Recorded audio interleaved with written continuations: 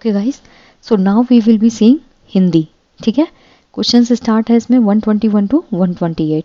ये लैंग्वेज 2 वालों के लिए है जिन्होंने लैंग्वेज 2 हिंदी लिया था। वही है, लेवल 1 वालों का पेपर है।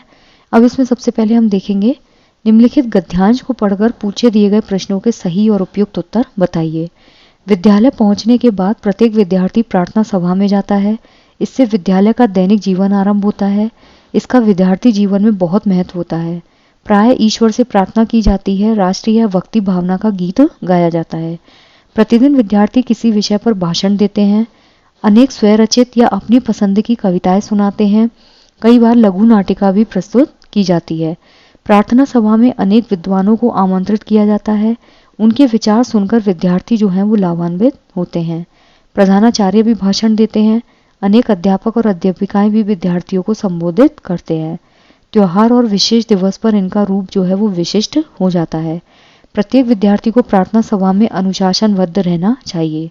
उसे प्रत्येक वार्ता और भाषण जो है वो ध्यानपूर्वक सुनना चाहिए। प्रतिदिन की जाने वाली घोषणाएं ध्यान से सुनकर उनका पालन करना चाहिए। पहला क्वेश्चन है, विद्यालय का दैनिक जीवन आरंभ होता है विद्यालय में प्रवेश करने से, प्रार्थना स्थल से, कक्षा कार्य से और उद्घोषणाओं से। तो यहाँ पे जो करेक्ट आंसर होगा दैट इज प्रार्थना स्थल से।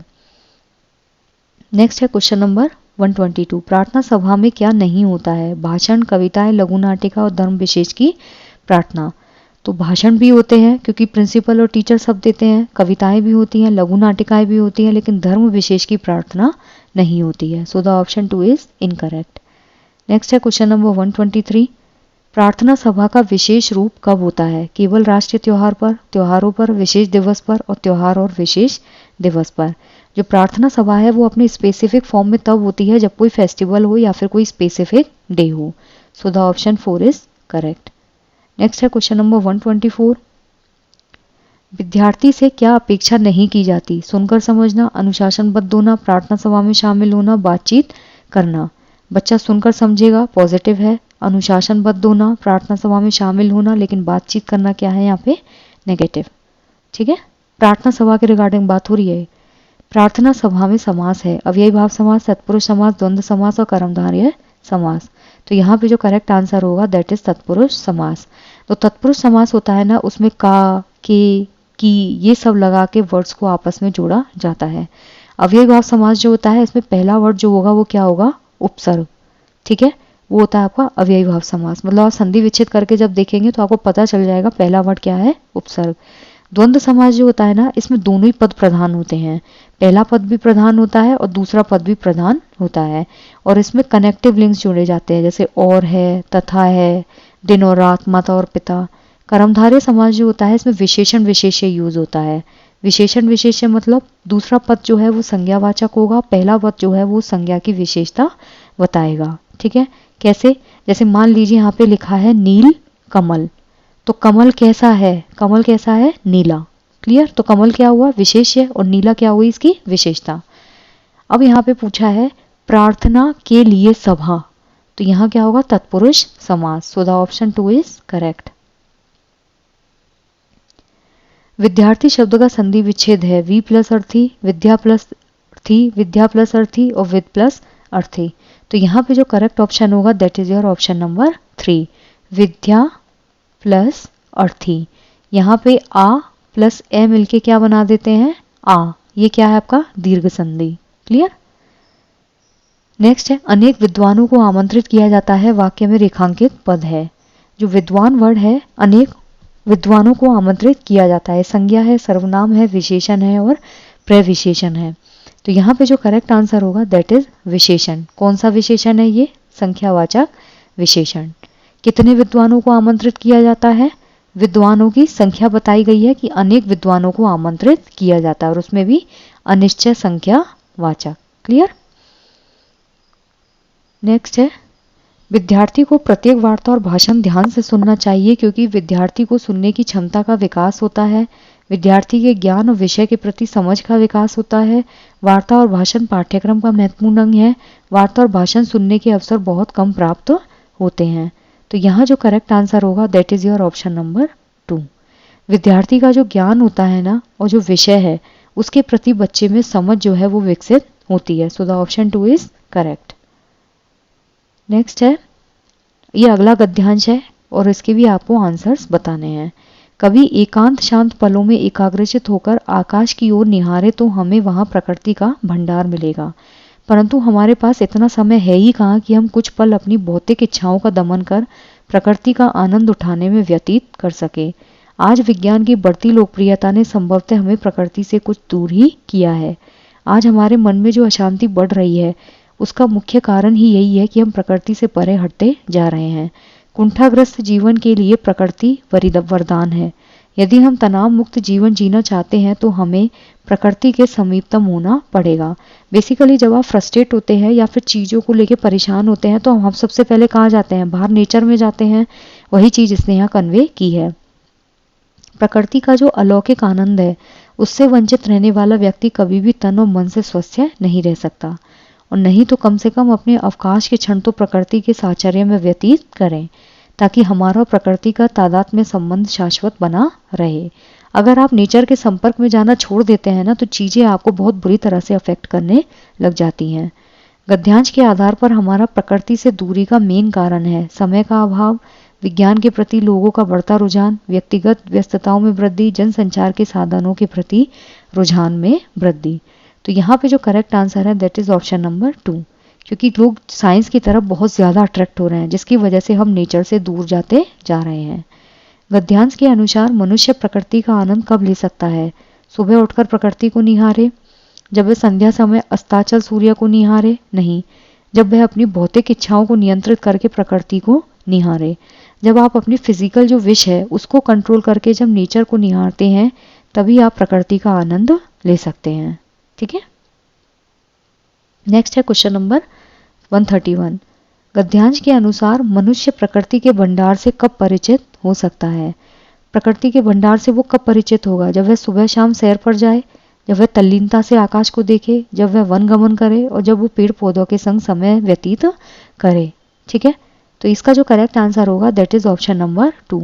जब वह तल्लीनता से आकाश को देखेगा ना तभी वह प्रकृति के साथ और प्रकृति के भंडार से परिचित हो सकता है। So the option 2 is correct. Next है क्वेश्चन नंबर 132। कुंठाग्रस्त जीवन जीने के लिए प्रकृति एक वरदान है, क्यों? प्रकृति के सामीप्य से मनुष्य तनावग्रस्त हो जाता है, प्रकृति के सामीप्य से मनुष्य तनाव मुक्त हो जाता है, प्रकृति के सामीप्य से मनुष्य को विविध जानकारियां प्राप्त होती है, प्रकृति के सामीप्य से प्रकृति को लाभ होता है। तो इसका जो करेक्ट आंसर होगा दैट इज ऑप्शन नंबर 2। जो प्रकृति है उसके सामीप्य से मनुष्य जो है वो कैसा हो जाता है? तनाव मुक्त, यानी कि जो इंसान है वो स्ट्रेस रिलीज हो जाता है। नेक्स्ट है क्वेश्चन नंबर 133। हमारा और प्रकृति का तादात्म्य संबंध शाश्वत बना रहे, वाक्य में रेखांकित पद के स्थान पर हम प्रयोग कर सकते हैं, यानी कि इसका समानार्थी शब्द पूछा है। क्लियर? तो शाश्वत मतलब जो लाइफ लॉन्ग बना रहे, अमर, नश्वर, क्षणभंगुर और क्षणिक। तो यहाँ पे जो करेक्ट आंसर होगा दैट इज ऑप्शन नंबर 1। अमर मतलब जो कभी भी ना मरे, नश्वर, क्षणभंगुर और क्षणिक जो बहुत जल्दी नष्ट हो जाए। नेक्स्ट है तनाव मुक्त का समास विग्रह होगा, तनाव और मुक्ति नहीं, तनाव से मुक्त, तनाव के लिए मुक्त, तनाव में मुक्त। तो यहाँ पे जो करेक्ट आंसर है that is your option number 2। तनाव से जो मुक्ति होती है, तनाव से मुक्त, ये होता है आपका तत्पुरुष समास।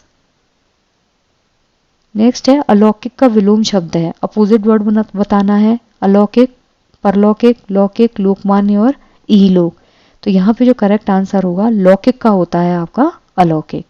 So the option 2 is correct. लौकिक मतलब प्रकाशिक, अलौकिक मतलब जिसमें लाइट ना हो।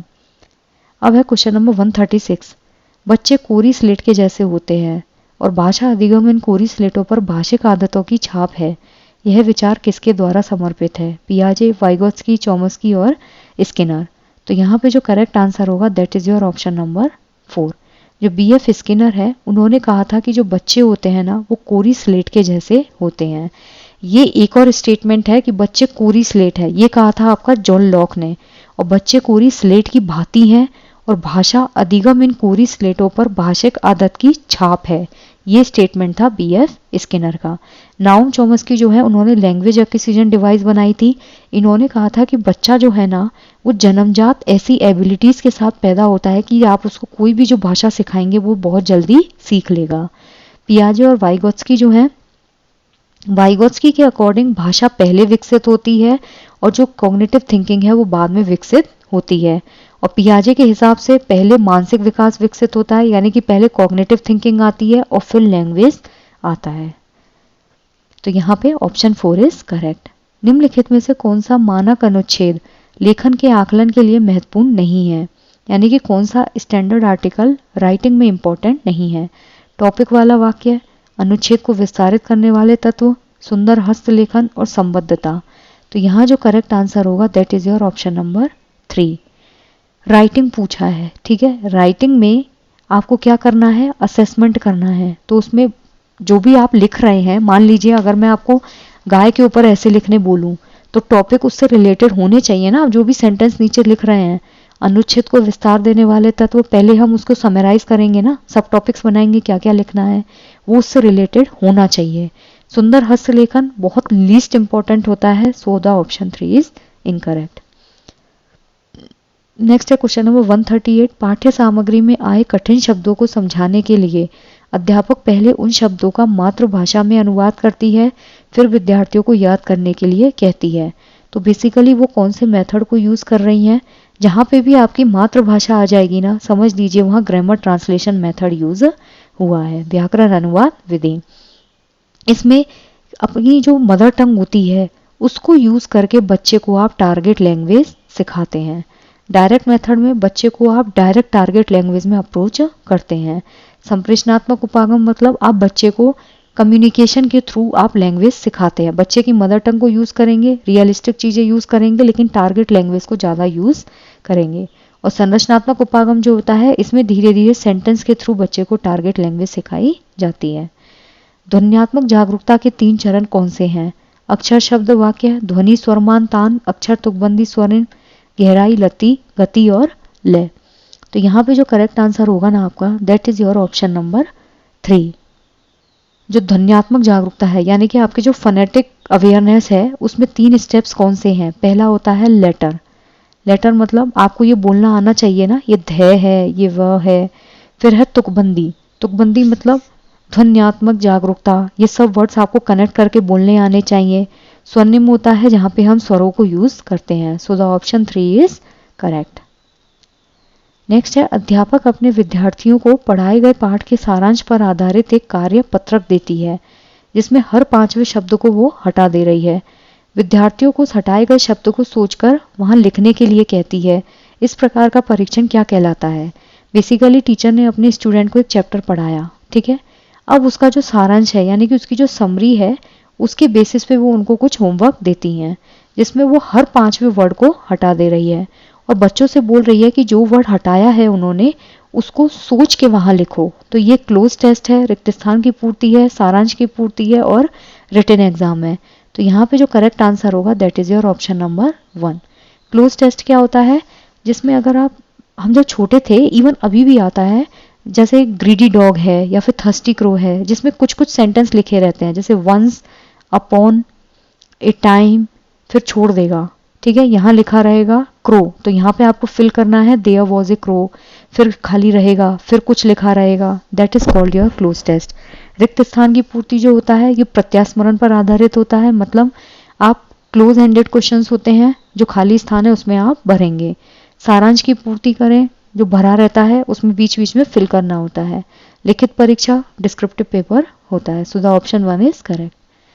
पठन के बारे में कौन सा कथन सही नहीं है। रीडिंग के बारे में क्या सही नहीं है। पठन का तात्पर्य शब्दों को ध्वनि देना और डिकोड करना है।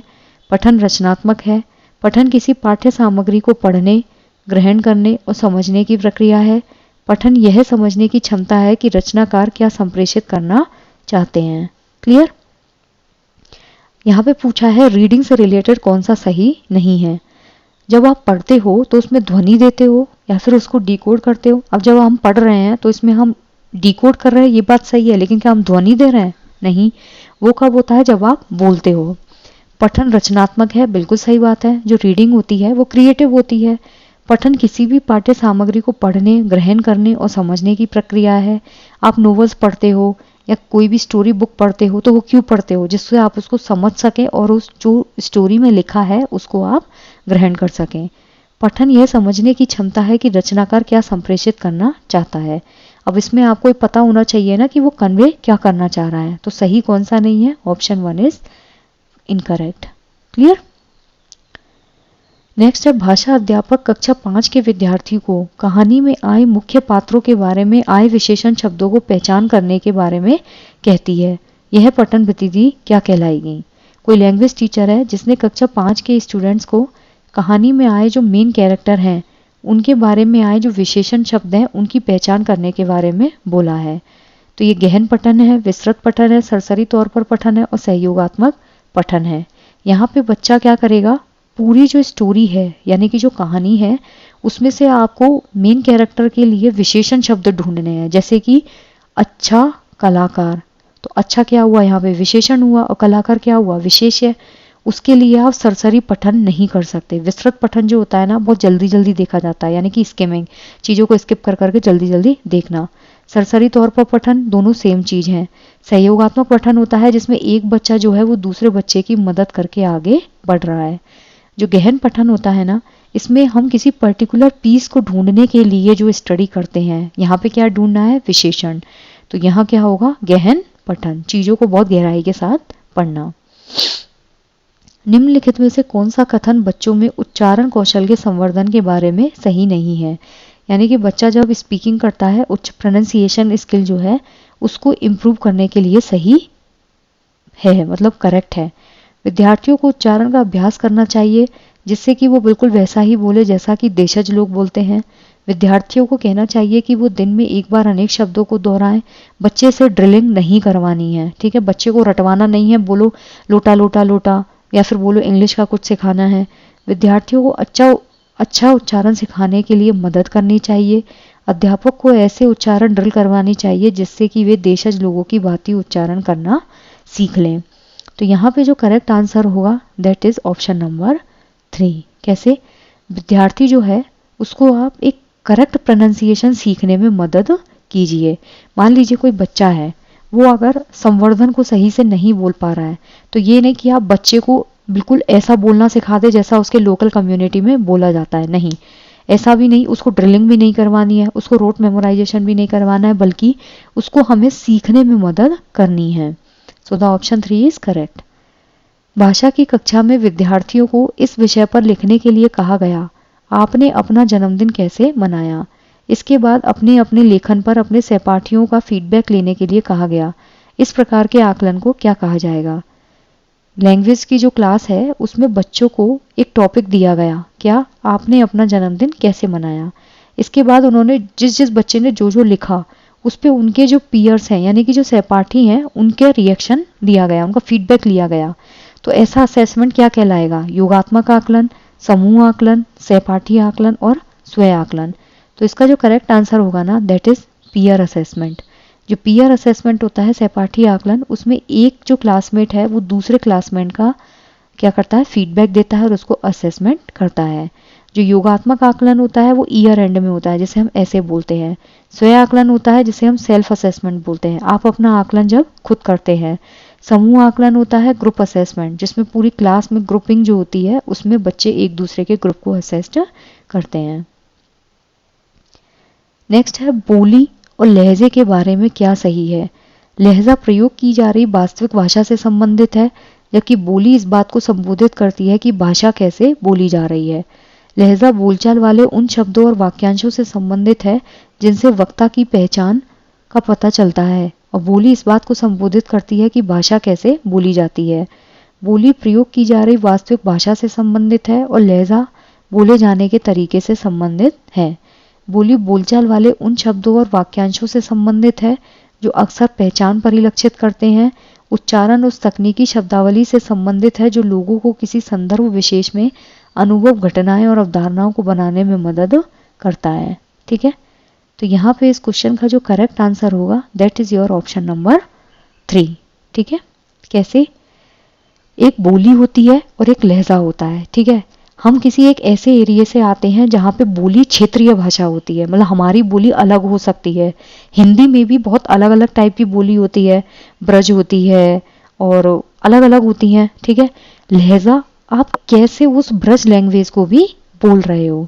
तो लहजा होता है कि आप वर्ड्स को किस तरीके से फ्रेम कर रहे हो, मतलब जो भाषा आप बोल रहे हैं उसको कैसे आपने वर्ड्स में लिखा है। और जो बोली होती है वो आपकी वास्तविक भाषा से संबंधित है, ठीक है। जैसे कई बच्चे हैं वो बहुत खड़ी बोली बोलते हैं, खड़ी बोली समझते हैं ना, जिसमें ब्रज भाषा आ जाती है। तो खड़ी बोली क्या है, आपकी रियल लैंग्वेज, ठीक है। लेकिन उस खड़ी बोली को आप किस लहजे के साथ बोल रहे हैं। कई बार आपने सुना होगा कि कई लोग बोलते हैं अपने लहजे पे ध्यान दें, बोलने का जो तरीका है उस पर बहुत चीजें डिपेंड करती हैं। तो लहजा जो होता है ना, वो भाषा बोले जाने का तरीका है। अगर आपका बोलने का लहजा सही नहीं है तो कई बार कई लोगों को बहुत गलत लगता है। जैसे उत्तर प्रदेश के लोग हैं या फिर लखनऊ के लोग हैं, उनका लहजा बोलने का बहुत अलग है। तो यहाँ जो करेक्ट आंसर होगा दैट इज ऑप्शन नंबर 3। अध्यापक अपने विद्यार्थियों से कुशल वक्ता किस प्रकार से बना सकता है। याद की गई कहानी को सुनाने के लिए कहना, सामाजिक अंतःक्रिया के दौरान काम आने वाले कुछ मुख्य वाक्यों को लिखकर, कक्षा में अपने आप को अभिव्यक्त करने के अवसर देकर, सत्रांत परीक्षा के दौरान पूछे जाने वाले अनुच्छेदों को सीखने और बोलने के द्वारा। टीचर जो है वो अपने स्टूडेंट्स को क्या बनाना चाह रहा है, एक परफेक्ट स्पीकर। तो जो याद की गई कहानी है उसको अगर आप क्लास में सुना देंगे तो उससे आप कुशल वक्ता बन जाएंगे, नहीं। सामाजिक अंतःक्रिया के दौरान काम आने वाले कुछ जो मुख्य वाक्य हैं उनको सिखाकर, नहीं। जब आप कक्षा में बच्चे को अपने आप को अभिव्यक्त करने का जितना ज़्यादा अवसर देंगे, बच्चा उतना ज़्यादा एक परफेक्ट स्पीकर बनेगा, ठीक है। आप जितना ज़्यादा बच्चे को एक्सप्रेसिव वे में सामने आने देंगे, बच्चा उतना ज़्यादा अपने आप को एक्सप्रेस करेगा। So the option 3 is correct. चौथी कक्षा के विद्यार्थियों को मानक पठन परीक्षा के लिए कैसे तैयार किया जा सकता है। बच्चों से ये कहना कि टेस्ट बहुत महत्वपूर्ण है और उन्हें अपना सर्वोत्तम देना चाहिए। चूंकि अधिकांश कक्षा अच्छा कर ही लेगी, इसलिए कम पठन क्षमता वाले विद्यार्थियों को प्रशिक्षण देना। परीक्षा में आने वाले प्रश्नों से मिलते जुलते प्रश्नों के उत्तरों का अभ्यास करवाना। पहले करवाए गए टेस्ट के सभी प्रश्नों को ज्यों का तो याद करवाना। अब यहाँ पे पूछा है क्लास 4th के बच्चे हैं, उनको स्टैंडर्ड टेस्ट रीडिंग जो टेस्ट है उसके लिए कैसे तैयार करना है। स्टैंडर्ड रीडिंग टेस्ट मतलब सब बच्चों के लिए एक जैसा ही टेस्ट बनेगा। तो यहाँ पे हम क्या कर सकते हैं, बच्चों से ये बोल दें कि टेस्ट बहुत ज़रूरी है तो उन्हें अपना बेस्ट से बेस्ट देना है, नहीं। बच्चे को आपको हेल्प करनी होगी। चूंकि अधिकांश अच्छा कर ही लेगी, इसलिए कम पठन क्षमता वाले विद्यार्थियों को प्रशिक्षण देना, नहीं।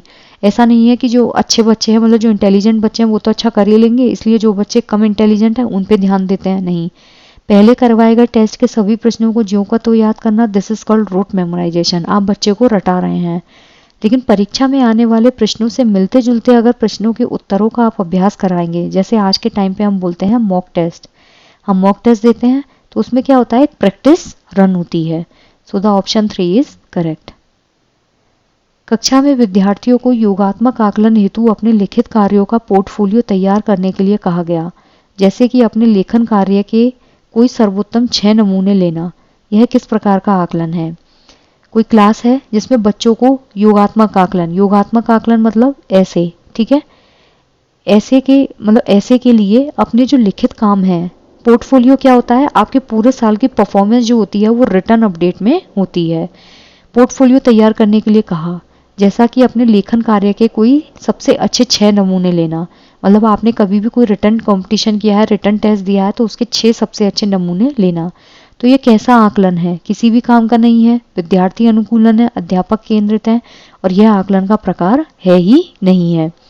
पहली बात तो ये किसी भी काम का नहीं है, ये चीज़ गलत है। आप बच्चे का जब एक पोर्टफोलियो तैयार करते हैं ना तो आपको आइडिया रहता है कि बच्चे को कहाँ इंप्रूवमेंट की ज़रूरत है। क्यों, क्योंकि सारी चीज़ें आपकी रिटर्न में लिखी हुई रहती हैं। विद्यार्थी अनुकूल है, बिल्कुल सही बात है। चाइल्ड सेंटर्ड है, टीचर सेंटर्ड ये नहीं है, बच्चे को केंद्र में रखा जा रहा है। आकलन का कोई टाइप ही नहीं है, ये भी गलत है। So the option 2 is correct. भाषा अधिगम के बारे में 2 कथन दिए गए हैं, कथन पढ़कर सही विकल्प चुनिए। कोई भी व्यक्ति किसी भी आयु में कोई भी भाषा सीख सकता है, हालांकि कम उम्र में सीखना अधिक आसान है। भाषा अवसर मिलने पर सीखी जाती है। ए और बी दोनों सही हैं, ए सही है लेकिन बी गलत है, बी सही है ए गलत है, ए और बी दोनों ही गलत है। तो यहाँ पे जो करेक्ट आंसर होगा ना कि कोई भी इंसान है वो किसी भी एज में किसी भी लैंग्वेज को सीख सकता है। अब मान लीजिए कि कोई 40 साल का बंदा है, अगर उसको उस एज में जाके स्पेनिश सीखनी है या फ्रेंच सीखनी है तो वो सीख सकता है, क्योंकि वो उस कैपेबिलिटी के साथ पैदा हुआ है। हालांकि कम उम्र में सीखना ज़्यादा आसान है। अब जो आजकल छोटे बच्चे हैं स्कूल से ही फ्रेंच भी सीख रहे हैं, स्पेनिश भी सीख रहे हैं, टर्किश भी सीख रहे हैं, तो उस एज में क्या होता है, जो हमने पढ़ा था जो अर्ली चाइल्डहुड स्टेज होती है उसमें बच्चा चीज़ों को जल्दी ज़्यादा सीखता है। भाषा अवसर मिलने पर सीखी जाती है। ऑब्वियसली जब आपको, मान लीजिए आप एक ऐसे बैकग्राउंड से आते हैं जहाँ पे स्कूल ही नहीं जा पा रहे हैं, आपका सोशल जो बैकग्राउंड है वो ज़्यादा अच्छा नहीं है, जैसे स्लम एरिया के लोग होते हैं, तो जब आपको वो एक अवसर ही नहीं मिल रहा है, आपको एक अपॉर्चुनिटी नहीं मिल रही है, तो आप कैसे सीखेंगे। तो यहाँ पे ए और बी दोनों ही सही हैं। ठीक है, अब है आपका क्वेश्चन नंबर 150। कक्षा में लेखन गतिविधि यानी कि जो राइटिंग एक्टिविटी होती है उसके दौरान जो टीचर है वो बच्चों को लिखने की थीम पर मानस मंथन करने के लिए कहती है। मान लीजिए कोई टीचर है, उसने बच्चे को कोई रिटन एक्टिविटी दी और बोला कि जो लिखने की थीम है उस पर आपको ब्रेनस्टॉर्मिंग करनी है। यह युक्ति लेखन प्रक्रिया का कौन सा चरण है। लेखन पूर्व, समीक्षा करना, प्रारूपण और प्रकाशन। तो यहाँ पे ये जो करेक्ट आंसर होगा दैट इज लेखन पूर्व। क्यों? क्योंकि वो टीचर जो है वो स्टूडेंट्स को लिखने से पहले उनको क्या लिखना है उस चीज पे ब्रेनस्टॉर्मिंग के लिए कह रही है। बच्चे ने अभी तक लिखना स्टार्ट नहीं किया है, तो राइटिंग एक्टिविटी के दौरान टीचर जो है बच्चों को लेखन की जो थीम है यानी कि थीम ऑफ द टॉपिक जो है उस पे ही ब्रेनस्टॉर्मिंग के लिए कह रही है। तो ये लेखन से पहले का ही चरण होता है। आई जस्ट होप गाइस कि चीजें क्लियर हैं। कोई भी डाउट है तो आप कमेंट्स में पूछ सकते हैं। Thank you so much.